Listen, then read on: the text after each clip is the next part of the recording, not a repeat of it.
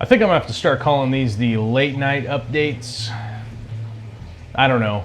It's late, it's dark out, time to work in the 240. No worries though, there's no rest for the wicked or the weary. I don't know how that goes. Either way, my tanks need work, and now's when I got time.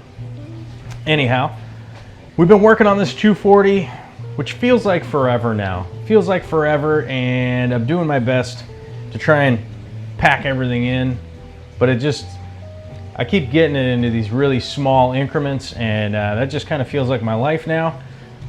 So I think I'm just gonna have to keep shoehorning everything in. I don't know if that works for you guys or not, but that's what's going on. So might as well document it a little bit and let you guys know what's up. The 240, we're still battling our algae issues and whatnot. Strangely enough, this is actually sitting on top of this aquarium over here. Two of the things I'm using, Easy Green, Easy Iron. Right now I'm at the point where I am dosing like 6 pumps a day of Easy Green to get the 240 caught up. Starting to see some good effects, slowing down the algae growth, getting less hair algae, getting more robust growth from the plants. But one of the big things I need to do is get the trimming going on. You can see right here, this Pogostem installatus version octopus is growing crazy. It's growing totally wild. And you can see how shaded everything is down here. There's like a big cloud over these plants down below here.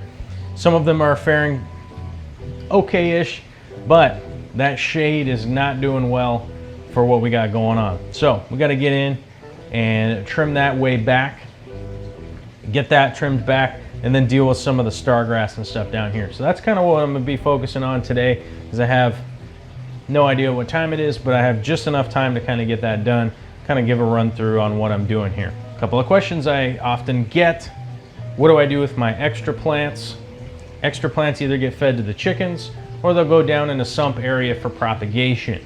Like if I trim the Ludwigias, I have many different kinds of Ludwigias here, and we'll be getting to those in the future, but Ludwigia, I normally float them horizontally and they'll send up new sprouts.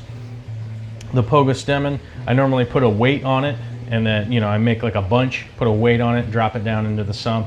So it just kind of depends on the plant, what I do with it. Stargrass, a lot of the Pogostemon stellatus actually gets fed to the chickens and stuff like that, gets fed to the chickens. No Anubias goes to the chickens, that's not good for them. None of the Bulbitis, this crazy Bulbitis pile that's back here. I know people have been asking about that, and I'll be doing a featured video on that once I dig into that corner. Coming up fairly soon, but don't feed Bulbitis to the chickens. Any of the real dark, thick leaves stuff, just don't give that to your chickens. It's not a great idea. The light foliage and stuff goes to my chickens. Other stuff gets traded or dropped off at like the aquarium co-op. Sometimes if I have a bunch of plants, I drop them off there, and if they want to put some for sale in the store, they'll do that.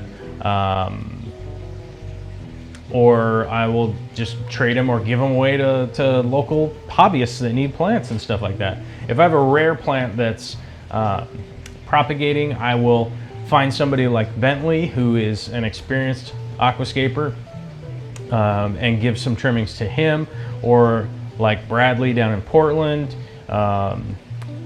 maybe Kevin, I don't know, it just depends on whoever is available, maybe Carson or somebody like that.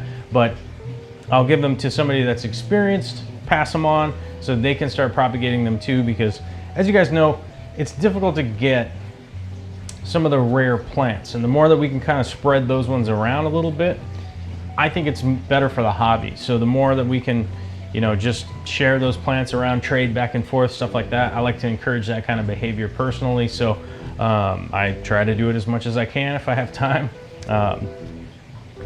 And if there's somebody that, you know, because I think as far as the hobby goes, I think it's better for the hobby, because rare plants don't need to be rare plants. I think if you get $5, $10, $15 a plant, a bunch of plants or something like that, that's fine. But And something's like $50, $60, $80 or something like that just because it's rare. I think it's good to start spreading it around. I know there's a lot of people in the saltwater hobby that would be super pissed if I said that, but same thing goes for those, you know, zoanthids and corals and stuff like that that I feel are fairly easy to grow, but they're just rare because of their coloration and stuff like that. I feel like spreading them around is the best thing to do for the hobby. I don't think anybody that's into it for getting quick rich, how do you say that? Get rich quick schemes. I think those are the only people that ever get pissed off about that kind of stuff, and I don't really hang around those kind of people, so it doesn't really bother me all that much. But that's pretty much where all my plant trimmings go. I don't ship anything. I don't do anything like that because it is just a huge amount of time that I just don't have at this point to get to the post, you know, get stuff packaged, find out people's addresses, like exchange money, that kind of stuff. Like, that's all kind of crazy. So I just don't have time for that kind of stuff. So I just try to spread it around locally. And I try to spread it around locally to people I know that ship out. So if there are other hobbyists and stuff like that that are, you know, looking for something and you happen to be in an area where you can't find it locally, I try to get it in the hands of the people that will ship like care packages and stuff like that out. So that's where most of my trimmings go, I guess. It seems like a really long explanation of where my trimmings go, but there it is. Anyhow, let's get to trimming and get that handled.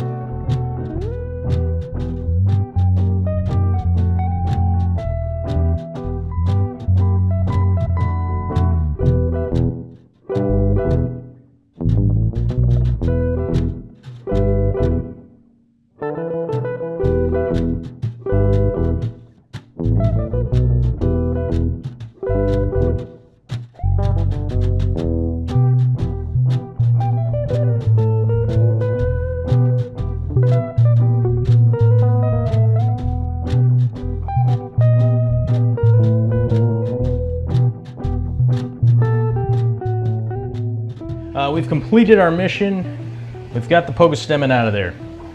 You can see here, we just trim back and make little stumps out of the pogostemen.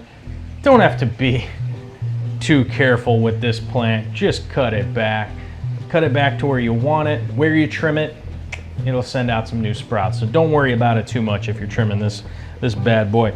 You notice you saw me there pulling out some hair algae and stuff like that. As I mentioned, I'm still battling the algae in this aquarium. Still coming along. I think what's going to end up happening at this point though, and I'm going to say tomorrow, but it's not tomorrow for you. It'll probably be Thursday or maybe Saturday. I'm not sure when you guys will find out. I don't have enough time to do the stargrass tonight. I gotta get ready to go to bed. We're gonna end up doing the stargrass on a different day, moving some of that driftwood out of there. I've noticed that that driftwood is kind of a minor part of the issue that I got going with this tank. So I'm gonna pull out that driftwood. I'm gonna add in some more dragonstone. We're gonna move this stargrass, and I think we'll save the pearlweed for a later date, because I think we're gonna have to uproot it and replant it all, because I've let it get way too tall, and it's not gonna be that great if I just trim it. But that's what's going on today. Hopefully this helped you out. If you had any questions or anything like that, just throw them down below and I'll do my best to answer them when I got time. I guess this is the part where I say later. Later.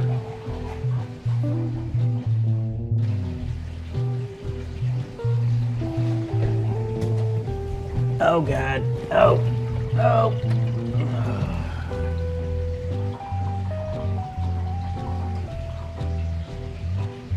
Oh, is that camera still on? That's weird.